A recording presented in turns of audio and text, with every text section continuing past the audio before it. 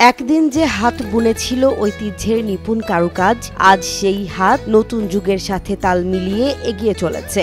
যা মন চাবে তাই তৈরি করা যায়। একসময় কুলা, ঝুড়ি, ধামা, ডালা, পোলো আর ঠুসির ঝনঝনানিতে মুখরিত ছিল গ্রামের আঙিনা। বৈশাখ জ্যৈষ্ঠ মাস এলেই ধান পরিষ্কারের কুলার আওয়াজে ভরে যেত চারপাশ।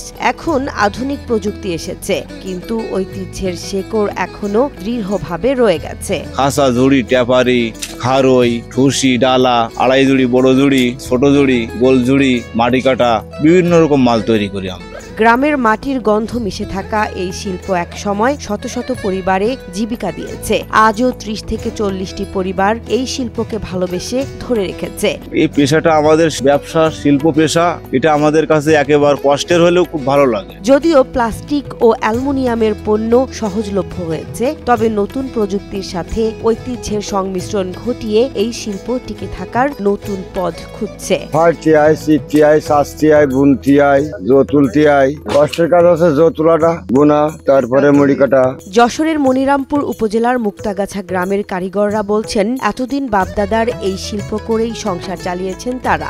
এখন সময় বদলেছে, তাই তাদেরও পরিবর্তন আনতে হচ্ছে। পরিস্থিতি খুব খারাপ। প্লাস্টিক পিঠে আমাদের এই ব্যবসা বর্তমান বেচাকেনা নেই বললেও চলে। হস্তশিল্পের পণ্যের কদর কমে গেলেও সৃজনশীল উদ্যোগের মাধ্যমে এটি আবার জনপ্রিয় হয়ে উঠতে পারে। অনেক উদ্যোক্তা এখন এই শিল্পকে ডিজিটাল প্ল্যাটফর্মে নিয়ে যাচ্ছেন।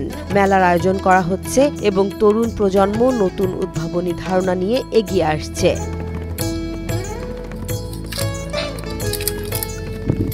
বিশেষজ্ঞরা বলছেন, সরকারি ও বেসরকারি পৃষ্ঠপোষকতা পেলে এই শিল্পের পুনরুত্থান সম্ভব। ঐতিহ্যকে ধরে রেখেই আধুনিক প্রযুক্তির সহায়তায় এটি আরও এগিয়ে যেতে পারে। সুযোগ সুবিধার জন্য কিছু আর্থিক টাকা পয়সা থাকলে ভালো হয়। প্রশ্ন নয়, এখন প্রয়োজন নতুন সমাধান। কিভাবে ঐতিহ্য ও আধুনিকতার সহাবস্থান নিশ্চিত করা যায়? হয়তো আগামী প্রজন্ম শুধু বইয়ের পাতায় নয়, বাস্তব জীবনেও কুলা, ধামা, পোলো আর চাঙ্গারির নতুন রূপ দেখতে পাবে।